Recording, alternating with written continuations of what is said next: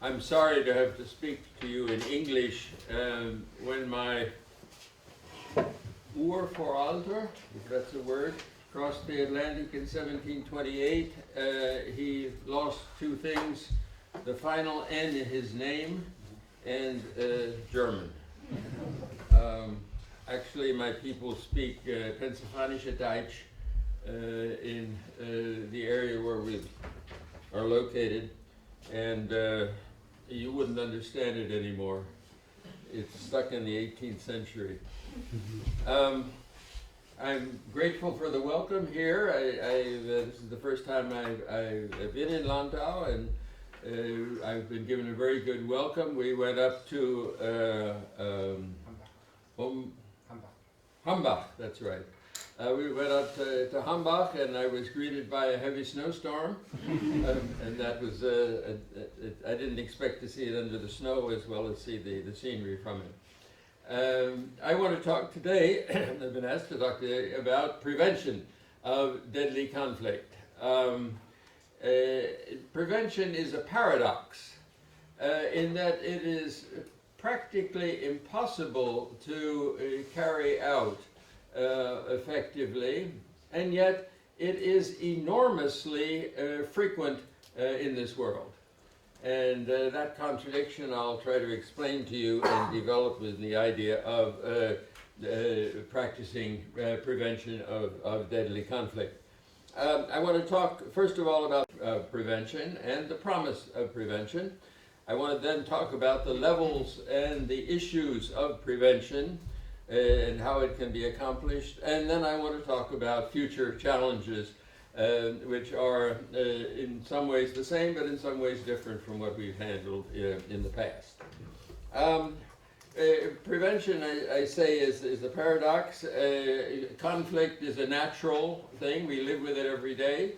This room is filled with conflict, but it's probably passive conflict because it's not broken out into some kind of active opposition among people who have different views. Conflict is simply a difference in positions on particular issues. And so what we want to do is try to understand where conflict comes from, and then what we can do to help it, keep it from escalating to the level eventually of deadly violence.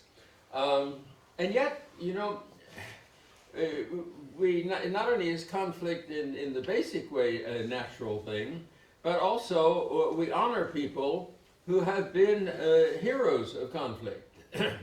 This is probably a pretty united audience nationally, but if one would speak to a very diverse audience, there would be nobody in the room who didn't have a national hero who said, we have to fight them and beat them because we want our independence, and so engaged in a bloody struggle, and we honor his name ever since.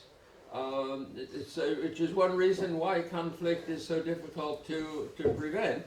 Violent conflict is so difficult to prevent because we make heroes out of violent conflictors for good reason, because we believe in their cause. And so when we talk about preventing conflict, we have to be at the same time very humble about it. We're telling people that they should not get so worked up about things so as to spread a lot of blood, even though every person in a conflict, in a violent conflict, believes he's right.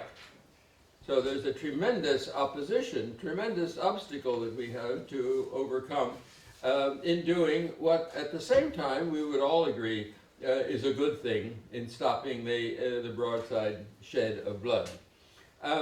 We're sometimes sloppy in our language, I say, as a little footnote, and when we talk about conflict, other than the way I talked about in the beginning, what we really mean is violent conflict. And deadly conflict is the title of the lecture that I'm giving in the book that I wrote. So when I say conflict from now on, I'm going to be talking about conflict in an escalated and violent way that finally ends up in deadly conflict, genocide, however one wants to refer to that top level. Why is it difficult? to prevent conflict from escalating to that level? Well, there are lots of reasons, and they're all good reasons. They're all understandable reasons. First of all, we're dealing with sovereign states. And so it's none of our business to get involved in other sovereign states' problems and actions. Sovereignty means that one has an ultimate power over one's citizens, and so that one can protect one's citizens for a good purpose. And involving oneself in them and telling them not to do things, either to their own citizens, and we'll get to that in a minute, or to other citizens, runs up against the problem of legitimacy. And then there's the problem of knowledge. We don't know, as conflicts go on, whether they're going to get to the high level of violence and deadliness that we want to stop. Conflicts all have a common type of beginning, and then some escalate and some don't. You know, it's a little bit like tropical storms and hurricanes. We get warnings of tropical storms, but we don't, and we are able to identify them, but we don't know how many of them are going to turn into hurricanes. A meteorologist once said, "We're very good at this. We've been able to identify 100 of the 10 hurricanes that have occurred. So we can tell the background of hurricanes, but we don't know how many of them are able to develop into tropical storms." There was once a governor who, in North Carolina, who had an announcement of a tropical storm coming, and told everybody to get out, move away from the shore. And so everybody got out and moved away from the shore, and grumbling because they were having a good time in the summertime, and nothing happened. So they came back and they said, "You know, his governor doesn't know what he's talking about, and all these weather people don't know what they're talking about." And then the next year, there was a warning again of tropical storms coming up. So the governor said, "Look, I'm losing votes on this. I'm not going to tell the people to leave." It turned into a hurricane. They weren't happy with that either. That is much like this in regard to what type of conflicts are going to turn into violent conflicts. We have a problem of knowledge. Then we have problems about the warning of conflicts and what to do about them. Everybody who talks on this subject will tell you about the need for early warning. We have plenty, as I've indicated, of early warning, but we don't have plenty of early action. That is, people acting on the basis of sound knowledge that something is going to happen. And they don't do this for a number of very good reasons again.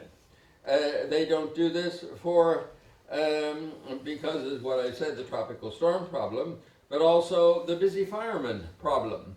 If a junior Foreign Service officer comes to his chief and says, "Chief, I think there's a problem down the road in country X," he's going to get the answer, "Hey, don't bother me with smoke. I'm trying to put out fires." There's an immediate attention to the problem that has escalated and hasn't been prevented, and we don't have time to deal with the prevention. Or there's the problem of the free rider, that other people will benefit from actions that are taken. But there's the problem of the free viewer as well, that says, "This is not my problem. It's other people's problems. And if it's a real problem, I'll benefit, free rider. But if it's not a real problem, but I don't think it's a real problem, and in any case, I don't think it's mine." There's the problem of the three monkeys. Hear no evil, say no evil, see no evil. I don't see any danger of problems coming up. Who would have told you in 2010 that there was going to be an Arab Spring? Nobody was. In fact, we had lots of very good books, really sound books, about the durability of the authoritarian Arab ruler. The next year they were all thrown away, and we were talking about the vulnerability of the authoritarian Arab ruler, because we simply weren't able to see or hear or talk about the problems that were facing the authoritarian Arab ruler. And by the way, the same thing took place before the Iranian Revolution.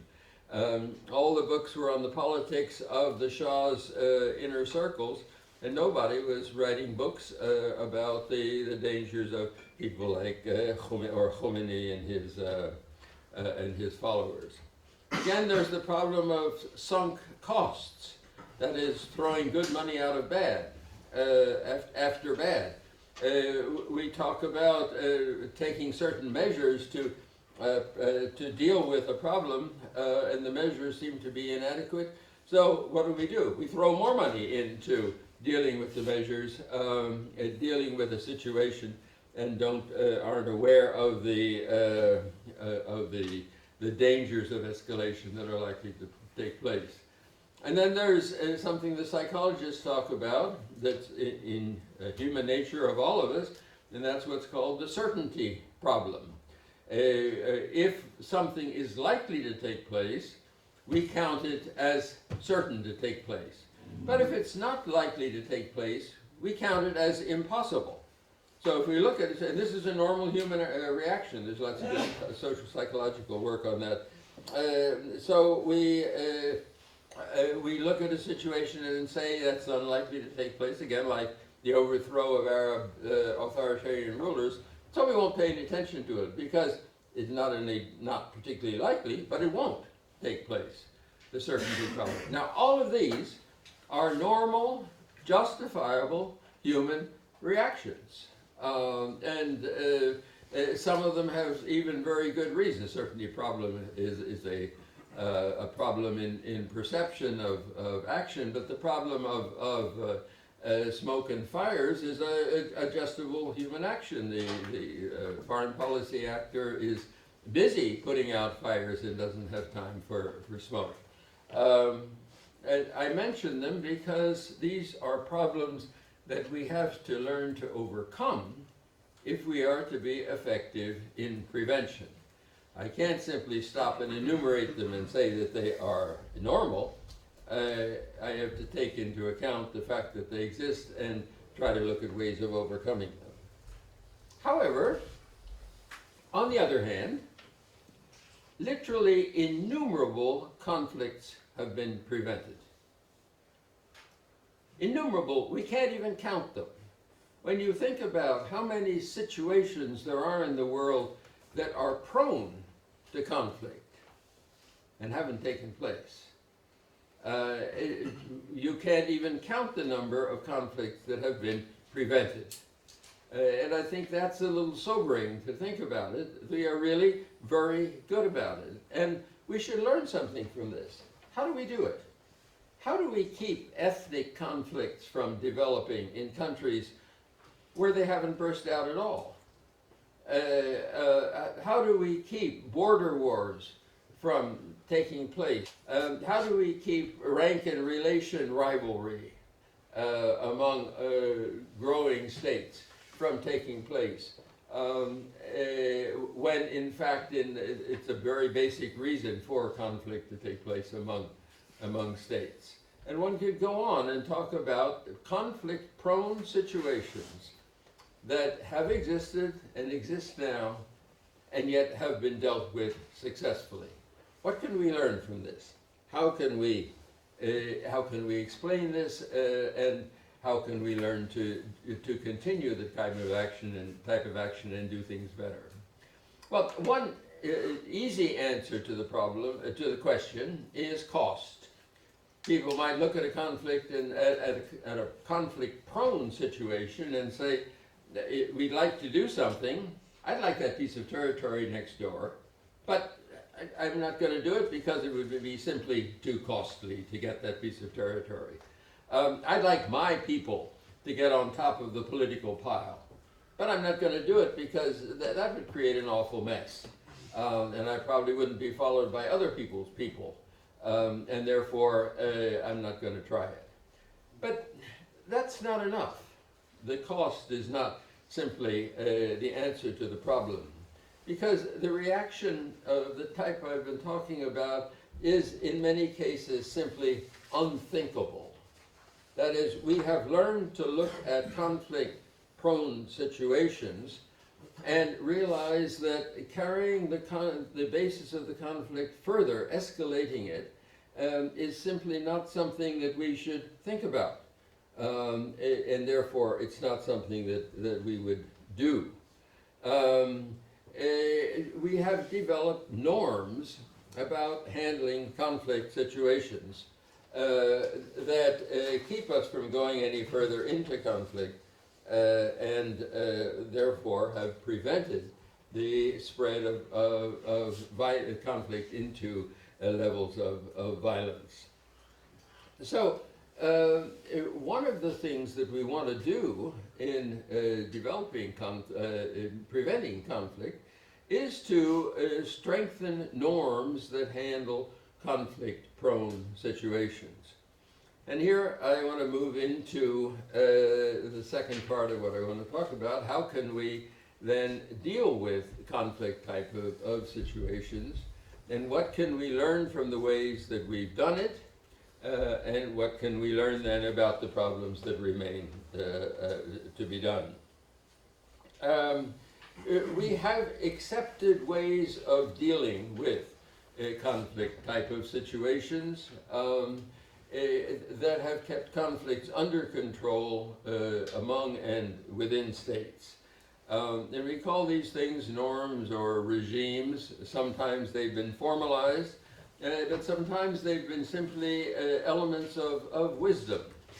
Take, for example, the ethnic composition of states, which has, or of societies, if you will, which has led to a lot of problems in a number of cases and finally escalated into violence. We know that there are a number of things that are important in dealing with that. And the first rule is the rule of inclusion. When you exclude a particular group of people from social action and from political action as well, you're courting problems. And so we've developed systems of representation, we've developed policies of engagement for minority populations. We've even developed things like affirmative action in taking care of groups that feel themselves underrepresented. Because exclusion raises a problem of contestation of by the excluded group, and eventually can lead, and has led in many cases, to a violent conflict. So this is a norm that we have of handling a situation of ethnic pluralism. Or take the problem of borders. Why is it that there are so many borders in the world and few of them are contested, and most of them are stable borders and have been for a long time? Part of the answer is have been for a long time, but that just pushes off the answer to the question. It is because over a period of time we have learned to live within our skin.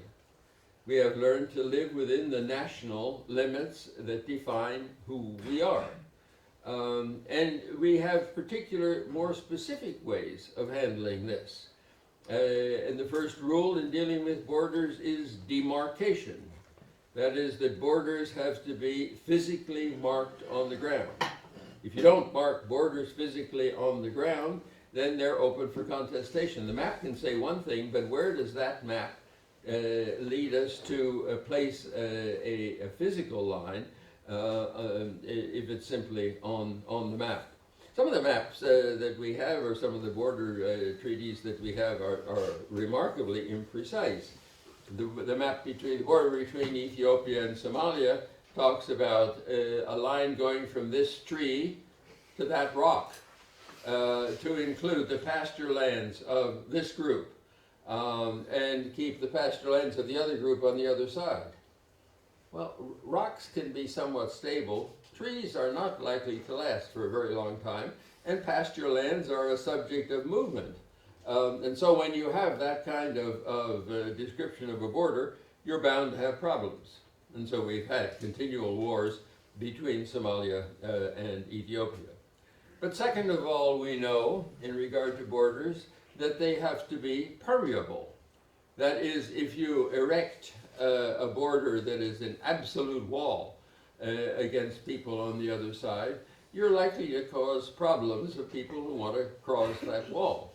And we have a number of walls, and we have a growing number of walls in the world today. Somebody, a famous scholar on borders, said the border is the line that separates the we from the non-we, the us from the them. But in fact, in many cases, many areas in the world, that line goes through populated areas where us and them is the same on both sides. And so the border has to have some kind of a regime to let the them part of us get together with the us part of us on one side or the other of the boundary. So demarcation and permeability are two rules of border stability. And then there's a third rule, and that is rectification of borders. Borders can be defined even on the ground, but the things that they are defined, that are used to define them, can change. If a border is along a river, rivers are very unstable as far as border markings. Your Rhine has been there for a long time and is reasonably stable, but there are other rivers that meander in and out and leave parts of us in the lands of them. And so we need to be able to address from time to time these little problems of borders that need rectification. If demanding that territory that used to be mine and now is on the other side of the river and is yours is refused, that is a cause then for escalation of the conflict, then we're off into breaking the norms that handle border situations. So I think these are very good examples of situations where we have norms, first of all, and then we have specific rules that follow from the norms and that keep conflict-prone situations from turning into real conflict. Sometimes these norms are codified, are not simply accepted rules of behavior, but are codified into international law. A very good, very strong case is the case of the United Nations Convention on Law of the Sea, which arose in the post-war period, and then it came to a head in the 1980s, because we found that the old rules of territorial seas were simply not applicable anymore. They started out with a rule that what was yours was as far as you could shoot a cannon, but then it turned out that cannons could shoot farther now than they did then, and so we had conflicting rules all over the place, from 2 miles to 200 miles of claims of border areas. Situation for conflict. And wisely, the nations got together and decided on not only new limits of territorial sea, but also new types of territorial sea as well, like the exclusive economic zone, as well as the immediate territorial sea, and the role of the continental shelf and things of that kind. A very interesting situation, conference filled with lessons as well. When states get together and try to solve the problem, they usually have an idea of what the problem is, and then they'll debate according to their interests, and that will go on for a couple of years or at most. Law of the Sea went on for a dozen years because the people didn't know what they were talking about and recognized that they didn't know this, and so carried out studies as they went on in looking at what was the nature of the sea and so on, while the negotiations were going on. And the delegates who were opposed to each other for their national interests sat down together and studied the situation and learned together about the nature of the sea. It's also an interesting case because we ended up then with two very strong conflicts about the norms. The Law of the Sea Conference was started because Malta said that the sea is the common heritage of mankind. Right on. That should end up the conflict right there because we have a ruling principle. Then we turned to how do we apply the common heritage of mankind? And one group of states said, well, in this case, that means that anybody can go mine them. That sounds good, except that it turns out that only some of the anybody could go mine them because they had the technology to do so. The others said, no, that means that whoever mines them, everybody should benefit from it. So we should divide all the spoils, all the profits from mining them among all the people in the world, including those that don't have any territorial sea. And there was a real conflict on this. Well, it's not the kind of thing you can go to war on, but you certainly could block an agreement on the treaty. And so they finally ended up very wisely by saying, let's do both. Let's have underwater minerals, deep sea minerals, available to those who can mine for it, and at the same time set up a thing called the enterprise, which will do mining for the benefit of everybody, and in which the profits will be distributed to all of the states. So here's an important way of developing norms. I'll give you another example, which I think is alive today and is particularly striking. We have a convention on refugees. But refugees are only people outside of their country. What about people who are refugees in their country? Well, first of all, they're not refugees, because that's defined as people outside. So we'll call them displaced persons. So let's develop some norms about displaced persons. And a most diplomat and thinker, Francis Deng, was appointed as Assistant Secretary General of the UN for handling the problem of displaced persons. And he led the study and set up a set of principles, guidelines for the handling of displaced persons. It couldn't be a UN treaty because there wasn't enough quite agreement on this, so it was set up as a UN document, and the guidelines are there. And then he went around as a UN embassy, emissary, not ambassador, but emissary, to sell to countries the idea of dealing with these displaced people by guidelines. And in some areas in Africa, for example, it was adopted then by the African Union, and then made part of the constitution of some African states. A little issue of enormous importance for conflict, and yet one that went by little steps into forming the norms of states in handling with a major problem. And the question is still alive. We're trying to develop they are trying to develop to cover displacement for natural disasters as well as political reasons, for broadening the concept to include the right not to be displaced as a right of international law. Sorry. But on the second level, that's way back, dealing with conflict-prone situations. On the second level, we have mechanisms of what we might call early gestation period of conflict. And here we get more precise about the types of action that can be taken. And there are a number of steps that the parties should take in dealing with a conflict that seems to be rising in dangerous proportions. First of all is this idea of awareness that I talked about. Not simply early warning, but one has to develop the notion that it is proper work in foreign policy action to be aware of early warnings, and that smoke is as important for attention as fire.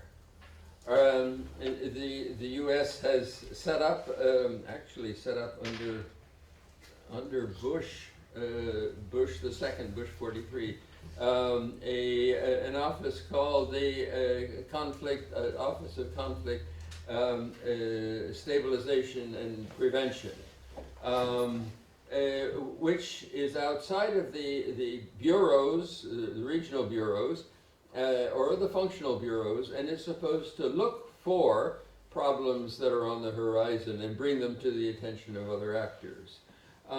It's had some notable little successes, and it's an important thing. And I think other countries, differed in England, and other countries have similar kinds of offices to push the notion of awareness. For an example, we know that if a country gets independence before its borders are set with the country from which it's getting independence, that there will be war. And this is what happened when Eritrea and Ethiopia separated. And we were so surprised, because we thought that that was a friendly action, that there was this war, and it was a war that translated all the hatred between the two parties, the former owner and the present independent state. And we shouldn't have been surprised at all, because we should have had an awareness. And now we're surprised that there's a war between South Sudan and Sudan, North Sudan, if you will, because their boundary is not settled, even though the international community urged a settlement of a boundary. That's awareness. Second of all, in a type like this, we need to develop mechanisms of de-escalation. That is, wind down the conflict. Try to get people to talk to each other. Try to study the nature of the conflict. Try to hold off in escalation beforehand. Third, we need to develop the idea, attention to stalemates. And indeed, we need to develop stalemates, because countries will not negotiate with each other unless they're in a stalemate, unless both sides don't think that they can win in this conflict, and that both of them feel that this stalemate hurts them, is painful to what they want to do, or painful to them in terms of money and cost and so on, and therefore they have to do something in conjunction with the other party in the conflict, in order to overcome the conflict. And so, and sometimes this takes help from outside parties, to get the parties locked into a stalemate. And then the outside powers can come and mediate, help people out of a problem, out of their conflict, by offering to help them find a solution that's costly to them. And finally, from the stalemate, we need to work on to a resolution of the conflict. We call stalemate a conflict management, that is the demotion of a conflict from a violent to simply a political action. And we live with lots of conflict management efforts. Presidential elections are conflict management efforts. That is, the conflict, you may notice, is not over after the election. But we don't go out and shoot the other party. We accept the law of the vote. And so the conflict then is demoted from what could be a violent level to simply a political level. But conflict management is, in a sense, the enemy of conflict resolution, and at the same time carries with it the promise of resolution. Carries with it the promise of resolution because it's unstable. If we're not fighting for it anymore, but there's still a conflict going on, we might get mad enough and go back to trying to fight over a conflict. So if we don't resolve it, then we're still not preventing the possibility of a conflict escalating and breaking out into violence. But on the other hand, a conflict managed removes the pressure for resolution. You're not going to fight about it. Why should we worry? And so, again, Ethiopia and Somalia accepted a conflict management agreement that they wouldn't have belligerent propaganda and so on against each other. And Ethiopia said, in that case, the border's settled. But Somalia said, well, the border's not settled. This is just a promise to settle the border. And since Ethiopia did not, a couple of years later, back in the 70s, there was a bloody war between the two of them. So these are steps that one has to take into account and put into action in early gestation for conflict prevention. But maybe that doesn't work. And so we may find ourselves in a crisis situation. So what do we do then to prevent the conflict from breaking out into deadly proportions? And here are three kind of steps that need to be taken. The first is interruption. Stop the people where they are and stop them from moving into the next step of violent conflict. Either step in from the outside, have a UN resolution, talk to the leaders and so on, but stop for a moment and give people space to breathe. Space to breathe. The second step is separation. So we have ceasefires, or we have neutral spaces, or we have pullback of armies, or we have a cessation of hostile propaganda, or something of that kind. Separate the parties so that they're not in contact with each other, and therefore can't do damage to each other. And curiously, the third step then is integration. That is, once the separation has taken place, at the same, try to work out measures by which the two sides can work together, integrate, learn about each other's point of view, learn why the other party feels that he's wronged within the conflict. Even set up measures of cooperation together that then, after the separation has taken place, develop ties of working together that can overcome the conflict attitudes. Well, we can also go on and talk about post-conflict measures, and I will only say, before I turn to my last points, that it's important not simply to deal with conflict and stop them, but also to look to the application and implementation phase.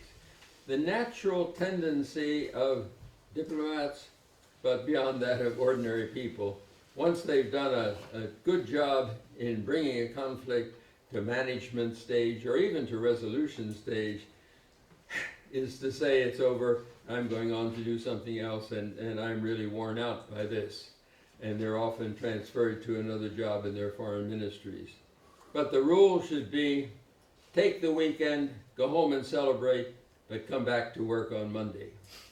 Because we need to continue to pay attention, and in this present world, perhaps more than anything else, not only in implementation, but in helping wounded parties come back to life, to develop their economy, to develop their means of governance and so on. In dealing with military, we have something called DDRR, disarmament, demilitarization, reinsertion. Reinsertion into what? The economy is usually ruined. And so we have to help develop the economy so that the rebels and the army, who are now well trained in using guns, don't say, it worked before, I think I'll use guns to try to earn my living, even though peace has been so-called declared. So the important lesson of that phrase is to look to continue to keep our attention to problems that have been so-called resolved, because a lot depends on it in the future. we found out that countries which have had internal wars are 50% likely to have a relapse of internal wars within 5 years. That means we have to pay attention to conflict, even supposedly resolved. Well, I want to end by saying that this is all a summary, and it's a rapid summary of things that we've done and we can do, we do, we should do more of. But there are also new aspects of prevention in our current world that we need to devote attention to. I haven't given you a lot of examples, but I think from your interest in international affairs that you can think of examples that fit the kind of more general principles that I've been talking about. But what about new challenges? There are new areas that we have to focus on if we're to continue the work of prevention and not simply continue what we've done even successfully in the past. First of all, what I call the search for new imperatives. There are new rules and norms that we're setting up for ourselves that we need to develop and put into practice and test. One of the most important is R2P, that I'm sure you've heard of, the responsibility to protect. The responsibility to protect is a major change in the notion of sovereignty. And it said the principle that we've lived with since the Peaces of Westphalia in 1648, that is a state is responsible for its own security. And that means that larger states cannot involve themselves in smaller states or any other states' kind of domestic affairs. And now we've thought of, as we look more and more in security in terms of human security as well as state security, we've reversed that. And we've said that states are responsible for their own population's security, but we're all responsible for our own population's security. And therefore, it's leg number one, or pillar number one, as Ban Ki-moon, the Secretary General, has referred to it, is that a state is responsibility for the welfare of its people. Pillar number two is that other states have a responsibility to help a state if it is to take care of the welfare of its people. Pillar number three is that if a state does not take care of the welfare of its people, that other states have the responsibility to intervene. And we came to that notion because we have this curious expansion of our idea of humanity, that all people are people, and that we're as concerned about other people in the world as we are about our own populations. And if there's a massacre going on, or a Holocaust, that's something, if there's deadly conflict, that's something that involves the responsibility of everybody. For a long time, and maybe still in some areas, we say those people over there, they're not fully people in our view, because we're just responsible for our own people. And R2P says that we're responsible for the welfare, helping states the welfare, take care of the welfare of their population. The most important is pillar number one. The most problematic is pillar number three. What kind of intervention does it justify?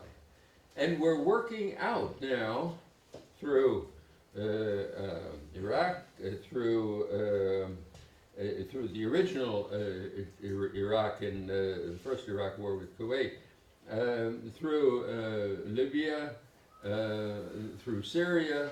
We're working out what does it mean to help other states be responsible for the welfare of their population, and how much activity on our part is involved. We don't know. We haven't worked out the details of this norm that we're developing. It can be extremely dangerous. It can be extremely helpful. And it's an example, I think, of the kind of action that we need to carry out as we develop norms of responsibility as citizens of the world. Second of all, what about collapsed states? There was something up there that had states in funny colors. and said that they were some on the way of failing, but somewhere on at the bottom of the list were states that had failed, collapsed states. Well, there are some. What about conditions in Libya, Mali, Central African Republic, Northern Nigeria, South Sudan, Afghanistan, Syria, Iraq, Honduras, Guatemala, and Somalia, which are states to some extent that have collapsed? That is, there is no effective authority within the state. How do we deal with that? When a state is in mud, how do we get them out when there are no pieces to deal with? And we have no rules, no norms that have been developed as to the effective handling. We only have norms that deal with states, assuming that they're there. What about situations where there are none? When the hyenas ravage, even the elephants suffer. And we need to think about that aspect of prevention. What do we do about the questions of the recognition of a new state and claims of ethnic self-determination? There's a place called Nagorno-Karabakh, which was part of Azerbaijan, inhabited by Armenians, and in the war in '93, the Armenians took over and said, we're an independent state, or at least we're awfully close to Armenia. And Armenia hasn't really claimed it yet, but they act in close harmony with each other. There are two norms in conflict here. The norm of territorial integrity. Azerbaijan said they conquered a piece of me. And Armenia said, no, there's the norm of national self-determination. Which one is Trump's? What does it take for a state to declare, for a people to declare themselves a state? This norm has been developing too over the number of years. The idea of national self-determination came out of World War I, and it applied only to Europe and the breakup of the big empires. Then after World War II, it applied to colonies. But then it underwent a big change. It's no longer national self-determination, but state self-determination. That is, a people have the right to declare themselves independent if they can claim a pre-existing unit. So the pre-existing unit doesn't have to be nationally homogeneous, as in the original principle, but it has to be a unit. So Kosovo broke off, even though it has Serbs in it. And Kosovo was offered, okay, let's settle on independence for Kosovar inhabited Kosovo. No. We want all of Kosovo, including the Serbs in Kosovo, and we'll treat them as Kosovars. But even though they speak Serbian and not Albanian, the right of self-determination, and it's an interesting case of the evolution of a norm. But the norm was set up in order to prevent violence, so that people were given the right to be able to claim independence. Who got that right? The people who could use violence to claim it. And so the norm simply pushed violence one step back further in our international relations in the effort to solve a problem. So we need to develop rules about who has the right to be independent. Can it be Russian speakers in Ukraine? Not even Russians, but Russian speakers in Ukraine or in Estonia? That problem is facing us. There are other notions that we have faced, including the idea of depletion of natural resources. And the control of natural resources. The world is running out of water, and particularly in some important places at the same time as the water levels of the oceans are rising gradually.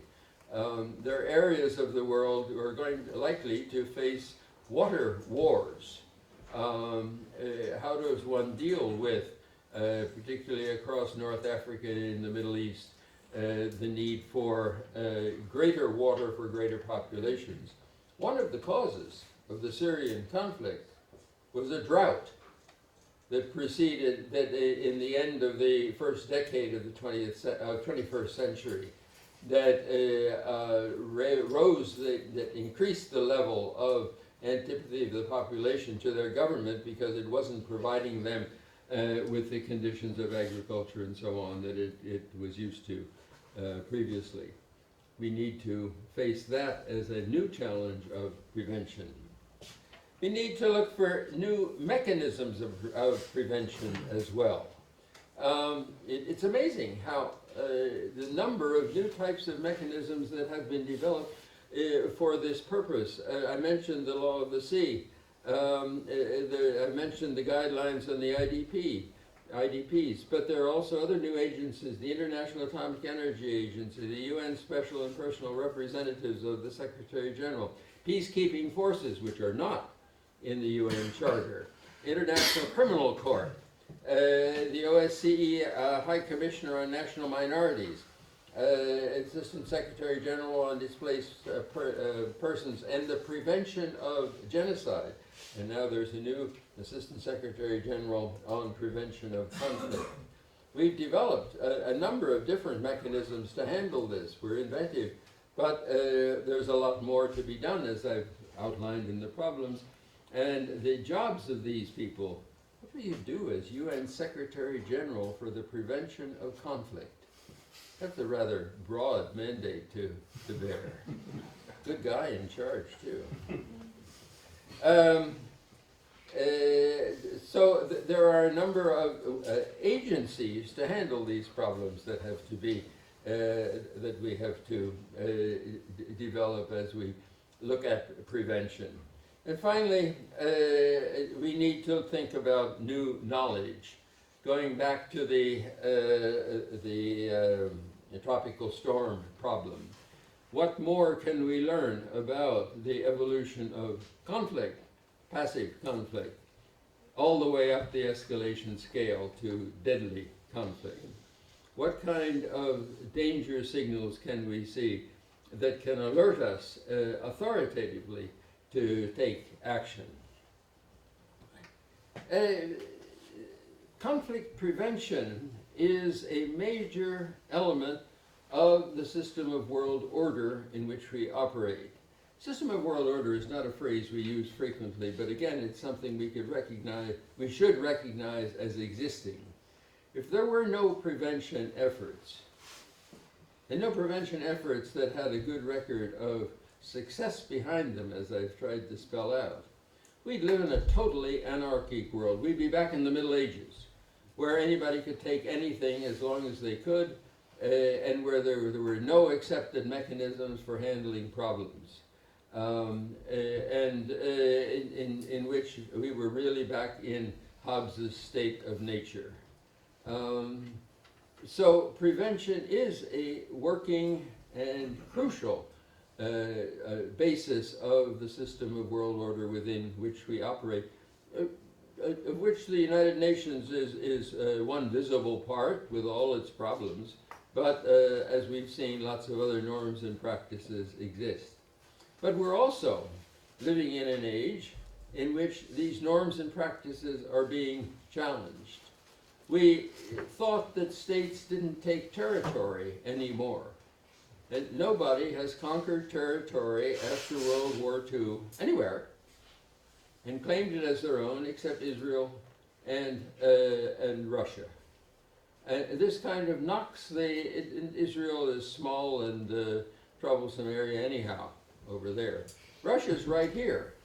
And it has knocked the norm out of kilter and posed a major problem of what's acceptable in the world.